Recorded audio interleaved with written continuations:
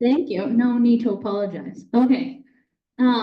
So we're talking about Canyoncito. So that was really the impetus for the negotiation, was the county realized that they needed to serve Canyoncito. It was also a great idea to serve Eldorado. So in 2020, MOU was officially signed. I'm gonna keep going. So let's step back for a second. Now that I've told you about Eldorado and kind of the situation and the importance of having a diversity of your water portfolio, I pulled these graphs or these charts recently, I think on Friday, actually. Yeah, on Friday. Looking at the current drought modeling. So as Debbie articulated in my bio, I used to work for the state, and I specifically used to work, and I got recruited to work on the Colorado River Basin team, attempting to help the negotiation. But I came to realize something as I was working at the state, and I'm laughing because I think when you're from the East, I'm from Boston. Oh, and I should have said, if there's anything I say weird, just ask me to repeat it. I will not take it any sort of way.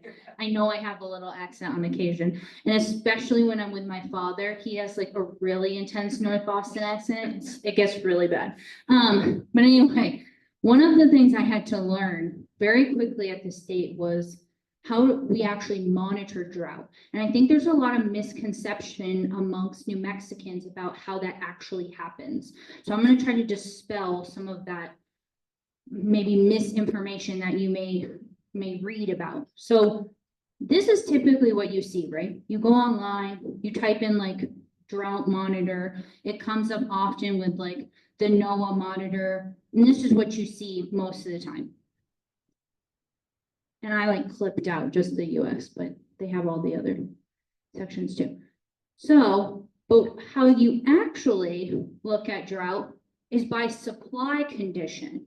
There are thousands of gauges all over the state that are monitoring stream flow at any given time.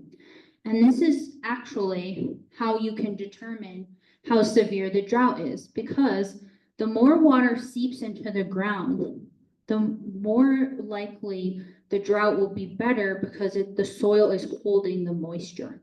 And that's what you want. You want there to be a minimization of evapotranspiration, and you want the plants to hold on to it, because it allows it to stay in the ground, which is feeding our underground prehistoric streams in our groundwater aquifers. So this is what I typically look at. And as I was laughing before, this is what the state people actually look at. They're looking at this every day from NASA. And there are tools online, which I'm not going to get too technical with you, but in short, there are new tools called OpenET, like an evapotranspiration map, where basically satellites fly over the Earth about 3 or 4 times a day, and they take these little like grid shots all over New Mexico, all over the West, all over the country. And you can break it down by pixel and by farm even, and look at how deep the water has penetrated, or who's watering and who's not. And you can change the colors on the map in OpenET. And if we have a little time, I can actually show you what it looks like. But it's really interesting and useful to actually see how the water is being held in the ground and how much. So the satellites can also determine via LiDAR how deep the water has penetrated. So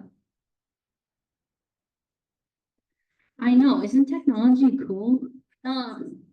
So this is another version that NOAA/NASA looks at. And these are kind of, in essence, when you take groundwater OpenET data, what the state individuals are looking at. They're looking at, well, if water is being held in the ground, that's a good thing, right? And they're looking at, well, how long is it going to be held? How long is drought going to persist? And currently, as I said, I just pulled these. despite all the rain we got over the last week, which was awesome, by the way. I think coming from the east, I have such an appreciation for rain in the desert. Also, it smells different to me. I really like that. Moving on. So you can see that not a lot has changed. The Pecos got more water, so they're not in as a drought resistant condition, but the Rio Grande is not in good shape. Is the takeaway from this for me. Despite all the rain we just got, nothing has really changed. That the groundwater, a lot of that water just moved off, just like continued. It didn't stay in the ground because it's so dry that the plants didn't have time to take it. It just kind of continued down to Texas, unfortunately. So back to Eldorado, kind of circled over here. So what Eldorado has done in the past, which I think is really meaningful, is we've done some pretty significant groundwater modeling and hydrology. And again, I'm not going to get too technical, but I kind of want you to see how we're deducing our understanding. So this is the general geologic cross-section of Eldorado. And you can kind of see that we have various degrees of sediment, clay, rock, and it's kind of broken down depending on the area and the formation. But these are general cross sections of what it looks like in Eldorado. And you can see that, so this is more the northwest piece, that's more granite. And you can see how it's slanted because it's on the mountain front, like I explained to you. But this is more the limestone. So you can see that the water table is higher, but once it kind of goes below the water table, there's nothing really there to keep it. It's very porous. So, oh, hold on. I have to accept that this is being recorded. Okay. So to put it a little bit in perspective, these are most of our wells. And you can see most of our wells are not that deep in Eldorado. And like between 200 and 100 feet mainly. And they're typically, at the tops of water tables, which means our screens, even if they're like louver screens or other types of like steel alloy, there's not a lot of barrier between the aquifer itself and what's being pulled up into the pump. So what you see is kind of what you get, and that's kind of fascinating because that's not how districts typically work. And you can see we do have some deep wells, but we actually don't use well 1 because it has water quality issues, has some heavy metals in it, and we don't, which one is this over here? Yeah, 17, 18, and 19 are not on this. And I'll kind of explain why that is in a little bit. But 17 in particular was drilled in a particular deep pocket within the granite fracture, which was, if you looked at the map, up in this part of Eldorado in the northeast. And its intention was to kind of hit the sweet spot between the fault and the water table, that like crux point I was describing earlier. Okay. This is another kind of map of the cross section of the saturation formations. So you can see this formation is the Santa Fe conglomerate. This is the limestone. The granite is up in this top section here, and this bottom piece is the Galisteo down here.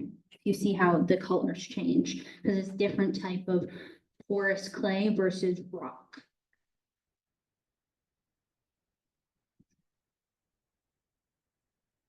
Okay, so back to graphs. What's really important about this is that we've seen decline, and I already alluded to it before, but now I'm going to show you how kind of intense it is. And I'm getting this weird pop up. I don't know either. That's okay. Here we go. We're starting to see this decline, and it's not just in our granite fractures, even though that's what this shows. It's across the board. Let me go to this next. So this is kind of the do-all tell-all graphic. So in 2021, oh, what is happening? Sorry, technology can be good and it also can be confusing. Okay, here we are. You can see that as it gets more yellow, it's more intense decline. So in our key production wells, which is where we typically draw from in 17 and 18, we are really heavily impacting the aquifer. Now, the question is, well, that's maybe fine, but how does it rebound? Can it rebound? Can you do some ASR to push that water back into the ground? Or can it rebound on its own? How likely is it to rebound and how quickly would it rebound? And we don't have any answers to any of those questions at this moment. I'm just gonna cut to the chase. So sorry if you were looking for a Christmas present, that is not it. So because of this, we've had to make a significant investment, I would say, in not only replacing pipe in our system, but also coming to the realization that having county water was really a great first step to diversify the water portfolio and to allow the residents of Eldorado to have their water be more of a known, as a scientist, I'm always thinking about like, what is the known factor, right? Because you're trying to answer your hypothesis ultimately. And you don't want to get to the end and get a null because that's useless. So you really want to understand all of your factors up front and how you can set the experiment up to have a known outcome. So you want to try to collect as many knowns as possible. So having Santa Fe County water from the BDD was a really key known, but it came with operational challenges that I think we're still trying to overcome. Because if you saw, most of our water moves from east to west in our system. But with the addition of county water at Alcalde Booster, we've had to move more of our water from west to east. And that required us to build more transmission lines, which you can see here, new booster pump stations, other facilities, enlarge a tank. There's been a lot of things that have happened and it's still ongoing. And I'm gonna go back to the maps here in a minute because this is my last slide, but I think the maps are really important. So let's go back up here. Oh, it's thinking. I don't know what it's thinking. It's thinking. So you can see a little more clearly now how, most of our wells and our major tanks are tank 1 and tank 3. So we've been moving water via gravity from east to west.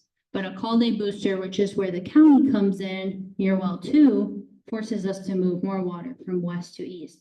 And I think this is the reality behind a lot of districts in New Mexico is when you diversify your water portfolio, you're also requiring your system to be more flexible because each source that you have has different water quality and different mixing occurs in the pipes when that happens. And it's not always an easy blending process.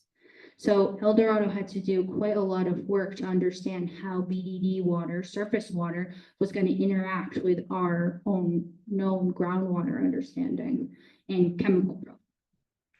So you all wanted to know what's going to happen in the next 50 years.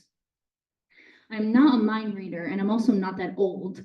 But from my perspective, and I guess my call to action to all of you as New Mexicans is there's a lot of work to do in the next 50 years. And what I mean by that is our residents more than ever will really be required to share. And I think Eldorado has taken a really good step in modeling what that sharing looks like because you know, we're giving and taking with the county in a lot of ways, right? We're serving other people to our east in Canyon Cito, but we're serving ourselves too. And technically water never leaves the district once it enters, but obviously there are exceptions to that with Canyon Cito. And we had a meeting with some county representatives, one county commissioner in particular, the one who represents Eldorado, if any of you know this man. And, you know, he said something yesterday that I thought was really interesting.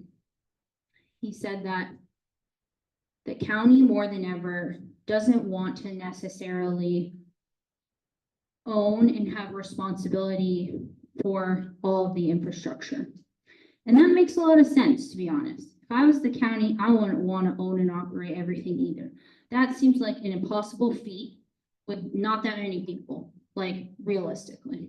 And it also would seem like a really challenging thing to attempt to manage. So it makes sense that the county would want systems like Eldorado that serve a significant amount of people in the county, south of the county, would want to interconnect and continue to help us expand to serve other people in the county, not just people in Eldorado, because it's an economies of scale. And this is the lesson that I'm really hoping that our water leaders will eventually learn. I don't know how many people in here know the current leaders, water leaders that are leading our state, who the state engineer is, who the Interstate Stream Commission director are. But I'm gonna put them minorly on blast because I can, and because a board member told me that's okay. But in essence, a lot of times the approach of the state, those state water agencies, is to be indecisive people pleasers who consistently and minorly intentionally overpromise and underdeliver. You're probably wondering, well, how is that in New Mexicans' best interest? It's not, because the truth is that realistically, the hard conversations that we need to be having are really difficult to have, and they're not easy, but they're the right thing to do. And they're the right thing to do because we all across the state need to better manage our aquifer systems underground. It's like a savings account. Think about it that way. Like, the more we can save underground and the more we can use our surface water, we're putting that water to beneficial use. And that, in essence, is helping us uphold our own compacts where we've said we need to use this much water for X, Y, and Z reasons, whatever that is. And a lot of that is agricultural, so I will just give you that. But a significant portion of it is also being used by districts, including Eldorado, as I said, from the BDD. So, which is Rio Grande Water, in case anyone doesn't know. I didn't go into how the BDD operates, but I can a little bit if there are questions about that. But in essence, I would love for the state to, instead of being indecisive, to realize that we need to have these difficult conversations of municipalities and districts to individual water right holders. How do we reconcile those two things? Because I see it as those two things can actually work together in a lot of ways. And we can not have so many straws in the ground and instead actually have an economies of scale and a sharing that actually occurs, which would benefit everybody long term. If we could come to some sort of agreement. But if the conversation never actually starts, then we never can actually move the needle. So one of my hopes is that Eldorado will continue to be the model and will continue to explain to residents and others that are near us and who we may wheel water to in the future perhaps, or other developments that want to build in Eldorado, that ultimately by sharing in our system, you are helping put savings into a savings bank in the ground. And someday when we actually need that water, it will actually be there. And we'll have a plan for how we use it and how we manage it over time. So that is my call to action. I'm happy to answer any questions you may have. Oh my goodness, there's so many questions. Go ahead, madam. Thank you very much. Is it true that the county is considering or planning to build another pipeline from the BDD over to Canyon Cito, not through Eldorado, but going up 9 Mile Road and over to trails and so on? That's a good question. So just to repeat the question is the county planning on building another pipeline to Canyonsito via Harry's Ranch House Road, basically? I don't think so, because as I said before, the county has made it very clear that they don't want to take care of any more than they actually have to take care of.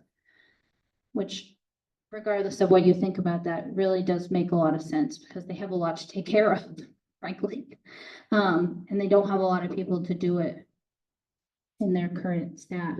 But as I know, the answer is no. And though, it's kind of an interesting thought, because, you know, the city has infrastructure down to Harry's Roadhouse. And it's interesting also to think, because Eldorado and the county built our pipeline, which you can kind of see a Calde booster to the Rancho Viejo tank. That's where we interconnect. It's about 3.5 miles through mainly Warren Thompson land and a little bit in state land office land.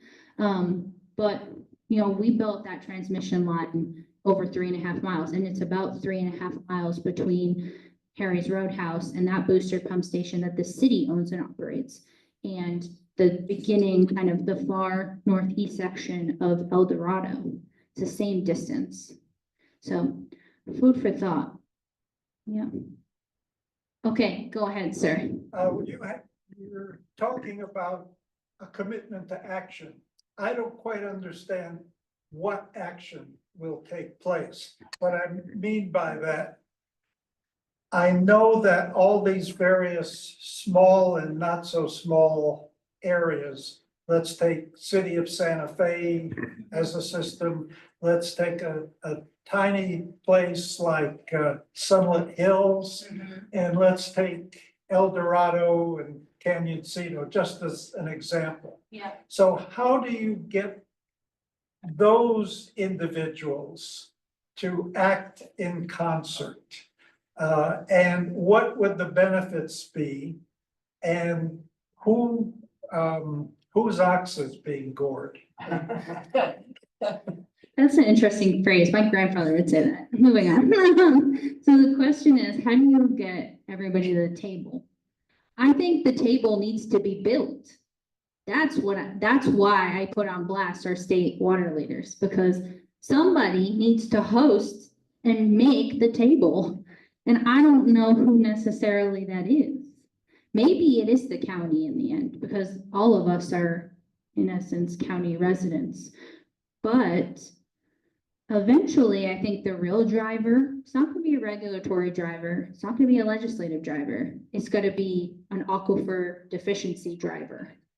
And that, I think, is the action that Sunlit Hills is already seeing, that La Cañada de los Alamos is already seeing, that all the way down the aquifer, all the way to La Bajada via La Cienega, La Cieneguilla, has already started seeing. All of us are interconnected, right? This is one big basin, Santa Fe Basin, part of the Santa Fe larger conglomerate. We're all sharing the same resource. They pitch it as differently, they meaning the state, but we're all the same. All the way from Pewaukee to Sucre, all the way down past Eldorado. We're all in the same channels. We're all using the same groundwater. It's just a matter of how do we actually manage it.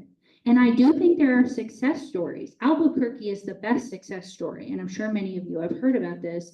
They have a very active management program of their aquifer basins, because they too saw a significant decline and decided to do something about it, and also about the 90s. And it has been successful. Their aquifers are rebounding around the city. I think Santa Fe needs to do the same thing. But again, I don't know who's going to set the table. I think in Albuquerque, it was a little easier because the authority has so much, so many customers that it serves, and so much, I would say probably push from those ratepayers and customers to make sure that there is a plan for their future. I'm not sure if the city, the county, and Eldorado and other pueblos, nations, and tribes are actually working in concert. And I think you answered your own question in a lot of ways, that we do need to start thinking and working in concert. We do need to all come to the table and realize that we're all using the same resource and none of us are technically using it as responsibly as we should. So that is my call So to what action. would be the problem with you acting as the convener, as an example? You're very sweet, but let's be honest, I'm 30 years old, so it ain't gonna be me. Yeah, Should be you. that's very sweet. Because you're Yeah. the generation that's gonna use the water, you know, we're gonna die off before the water comes in. We've You gone existential, oh boy. may be in real trouble. I said this to the county yesterday at our meeting. I was like, I'd really like my children's children to stay in New Mexico and not have to go back to New England. I'd like them to have a choice. That's kind of my thought in my brain, but who knows if that will actually What did happen. it say to you when you say that? Well, the reason why the meeting yesterday was so good is because I think this particular commissioner really understood that this is the reality. Even though he's probably your age, he sees that this sharing concept as a reality. And it doesn't mean that, and I want to make this clear, I'm not advocating for everyone to lose and give up all their independence. Absolutely not. Everybody deserves their own water rights. If you want to have your own well, you should have it. What I'm advocating for is that if you use your well, you should use it responsibly and realize that you are damaging the aquifer to a degree that is maybe not sustainable. And you should think about all these systems that are already built probably around you that maybe you should connect to. Yes. So go ahead. how would you create a metric that showed that individuals or water districts or, group well owners were exceeding what was a reasonable Threshold. of water? Yeah. So the question is, what is the metric? I think the metric in Eldorado, because I'm the GM of Eldorado, so I'll speak to Eldorado, is the 291 private well owners and trying to convince them, hopefully not by force or moratorium.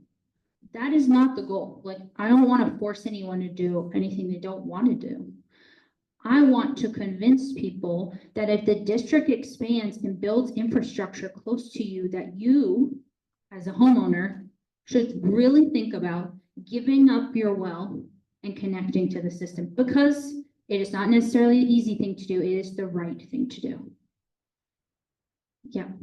Well, I think that's great, and I think you're right on target.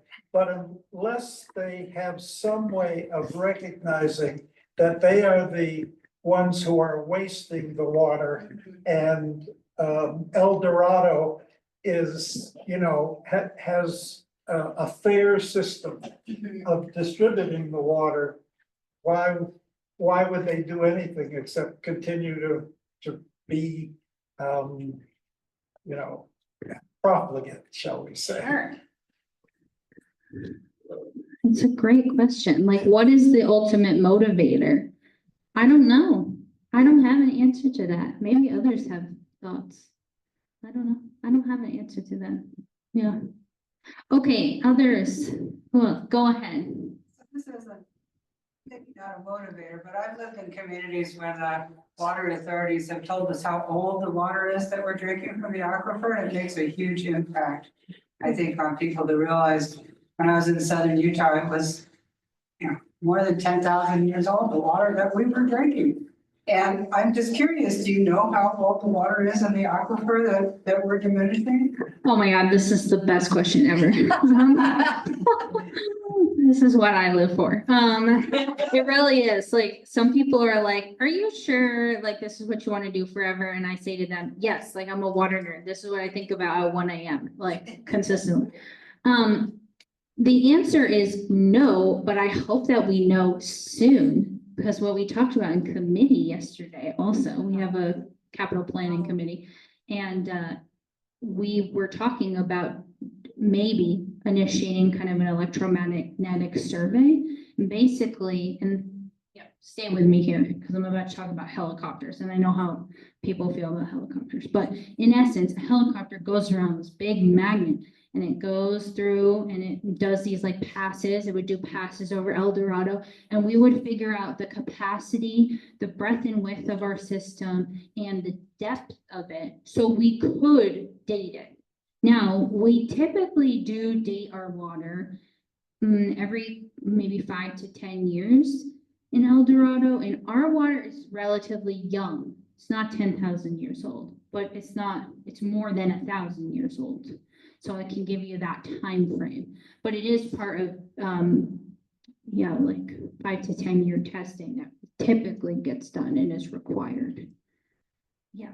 I think the fact that the water is 1,000 years old is a good wake-up call for people, that we're draining something that is not going to replenish as quickly as we're draining it. And it was fascinating to me that I always used to think we didn't get any water from Buckland. So thank you for that. I missed the part where we connected up with Buckland. I think that's fantastic. So it's like surface water versus ancient water. If we could talk to people about their wells sticking straws in the ancient water, it might help some people think about Maybe. it. Yeah, I love it. Other questions? Yes, go ahead. Are those private wells metered? No, not a requirement. Know how much water they're using? That is a very good question. So the question is how much water do private landowners or private well owners use? What I can tell you is this: their water right is between 1 acre foot and 3 acre feet. That is allowed for them to use. So in theory, if you did quick math here of 291 wells times 3 acre feet a year, it would exceed the 583 acre feet that Eldorado has rights to use. It's just quick math there. So do I know for sure? No. But can I make an educated guess that those well owners are using something? Yeah. And even if they were using like 0.25 acre feet, maybe they are using around the same amount combined acre feet that Eldorado uses. But Eldorado on average uses between 500 and 550 acre feet a year, and it's trending higher. Even though we do have conservation measures in place, we do have a conservation surcharge, we do enforce watering. I think actually the community does that for us in a lot of ways. People will call other neighbors and be like, you're not supposed to water on Tuesdays, which is good. I feel like that's a healthy dynamic that exists. Again, it's not that we're trying to not or pressure people to not do what they want to do on their own property. That's their prerogative. It's just about thinking more long-term. Yeah. Any other questions? No other questions? Okay. Oh, go ahead. So is there a way that, getting back to this, is there a way that an individual, I mean, as you talked, I have a well, how do I know I'm using it responsibly? I don't, if it's not metered and, we do the best we can. Huh? Where do you live? Oh, up in La Tierra. So, I have a meter on my well, and I'm supposed to report it quarterly to the county. Oh, that's fascinating. Tell us more. So if you live in one of the pueblos, you're not in a pueblo? Okay. I don't think ours is metered. I mean, we pay for the electricity for the, Well, you have to do it yourself, you have to. oh. No, we don't, I gotta put my own meter. Oh, You're a very okay. special person then. You're probably using very responsibly, I would bet. But yeah, typically wells do not have meters on them. And most of the time, it's not a requirement to report. It's not a requirement of the permit. Because of the whole. Maybe. Well, we're on four lot well share too, so we can, we'd have to figure it out, but. Yeah, I guess that also occurs in Eldorado a little bit. There are some well sharing, and there have been permits to allow for well sharing, like, between 4 and 6 dwelling units. And, I would say that could be done responsibly, but like in the first couple weeks of this job that I took at Eldorado, I got a call from someone that said that a 4 shared well had been running for months and no one had said anything about it because no one realized that the well head was leaking and cracked. And all of that water, no one had noticed, was just leaking into an arroyo. That's all out of our same aquifer. So just food for thought for you about maintenance of shared wells. Who is actually responsible is a very good question that I would encourage you to think about. Other questions? No other questions? How did I do, Mr. Vice President? You're sitting in this room. He's smiling. This is not weird. And I'm wonderful, what if it had a leak? I would have. That's no one of the idea. reasons to have a meter. You can just put one on, hire a plumber. But then how do you compare that to your actual use? I mean, Cause. so the meter tells you how much is being used, and you have to know how that compares. I mean, how will Well, you? you know what an average household uses, and you Okay. know if yours is So if it's changing, then like if it was spiked, you have the leak somewhere. Right. Yeah, I'll cause you know talk kind to you of what about you that, use. because I would like to. Or if you lost pressure, if you notice the pressure change. Yeah. Yeah. Cause it. Go ahead. Meter, it'll use me as either I seem to gallons remember or in, that, it's in some unit. So a bunch of years ago, Jody might remember, Chris, was the county ever talking about metering wells? And they got this huge pushback. Yes, yeah, they were, especially in La Cienega back then. Yeah. Did they ever do that? Meter any of the wells in La Cienega or require that? I don't know if they required it, but there are several wells in La Cienega that are metered, that are key shared wells that I know are being metered and I didn't say this, but I probably should have, which is, the other big thing about the Santa Fe Basin in general is that there was a big push in the early 2000s to understand the basin, and a lot of data and a lot of exploratory wells were drilled to watch static and residual levels of the groundwater, the various groundwater prehistoric perennial streams, right?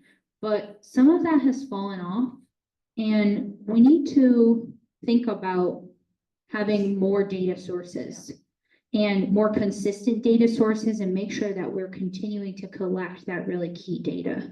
And that it's being housed so that the public can look at it at any given point in time. I also think is super important. And I know some of you may know about the Water Data Act initiative, and New Mexico Tech was given $7.5 million this year in the legislative session to help bulk up that online presence and deliver some of that data and collate it all and give it in a format that, public entities can add to and share with one another's. And I was talking to someone recently and this is occurring in Eldorado right now. We've had the same hydrogeology consultant for how many years? 15 years, maybe. GGI, who some of you may know as consultants of groundwater. And that means that GGI has all of the district's data, but none of that, and that data is all public, like anybody can ask for it at any time, but it's not being shown publicly in a public platform that anybody can access at any time. And I think it's a systemic issue across the state that many districts have consultants who are collecting their data, but those consultants don't have an avenue in which to share it. And it's no one's fault in particular. It just is the reality of how data has evolved over time. So we need a platform, and I'm really excited for New Mexico Tech to start an evolving kind of what that public face of water data looks like, and allow it to have true transparency and more consistent updating and eyes on it, which I think will really help alleviate a lot of things. Yeah. Go ahead. How do I find out how much water my water system has? I don't have a well. I'm on a well system with a bunch of, I'm on Summit Hills, okay? Okay. And I've talked to the head of it, and he's the guy who told me the county's gonna build this pipeline and everything's gonna be ducky. But how do I find out what the aquifer looks like down there?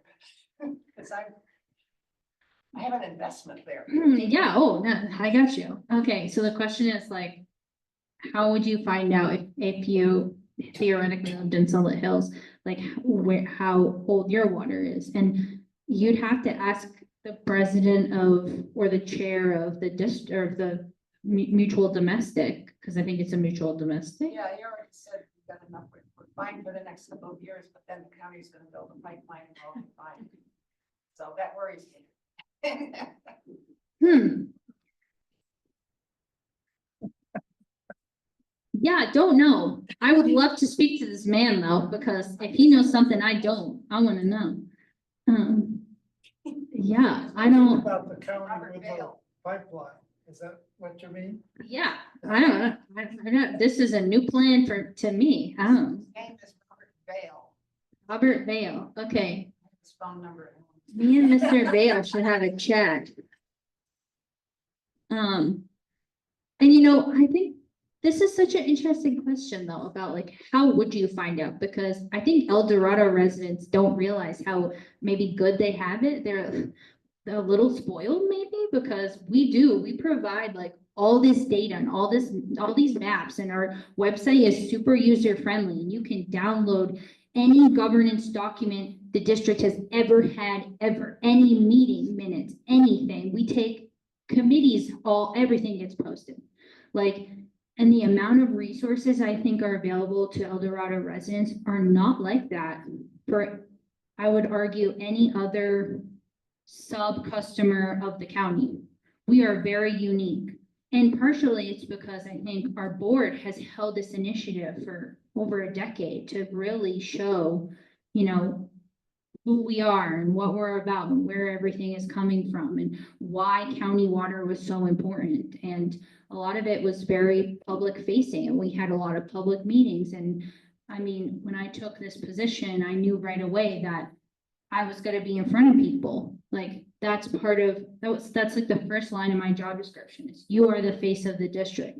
You need to share not only the sentiments of the board, but the future. That is the most important thing. It's the first thing in my job description. Go ahead, sir. So I appreciate that attitude.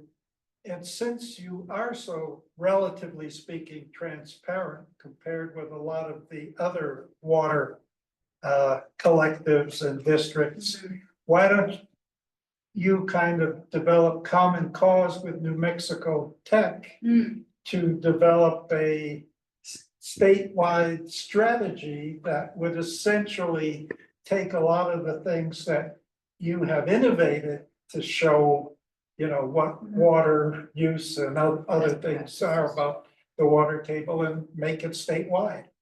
Yeah, this is such a good, yes, the answer is yes. I think that is the next iteration of, you know, being a smaller district, but, you know, really having that as a part of the ethos and being a model and someone who can, you know, especially in conjunction with New Mexico Tech, which, as we've talked about as like GM to board, me to the board have talked quite a bit about, is like, how can we initiate more students and more eyes and more opportunities for people? Because that's what everyone wants, right? That's what every ratepayer, that's what every water user, that's what every water rights holder deserves. You just want to know. You just want to have access to stuff. And yeah, I think we will continue to evolve. And we will continue to kind of try to be a role model. Yeah.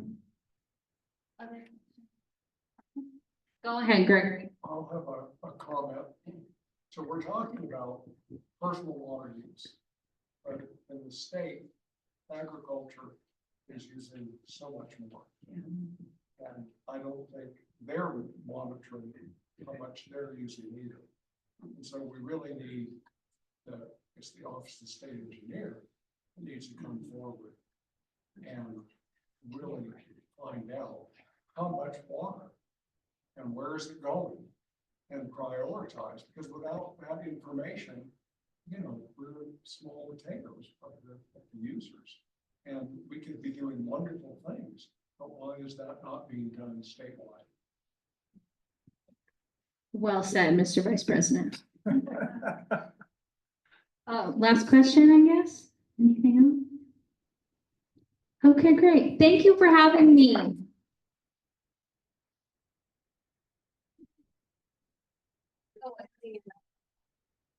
Since we're recording and this is, we were a bit late to the game, our speaker was Maya Clifford of the Eldorado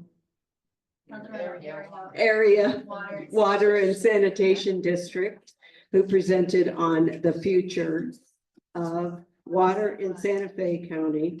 Apologies, we didn't start right away, but thank you. And she was the speaker despite the little label at the top. These are just little quirks of the recording. So thank you very much. Thank you all for attending. Your questions are so good. I appreciate it. Nice presentation. Be aggressive. That's my advice to you.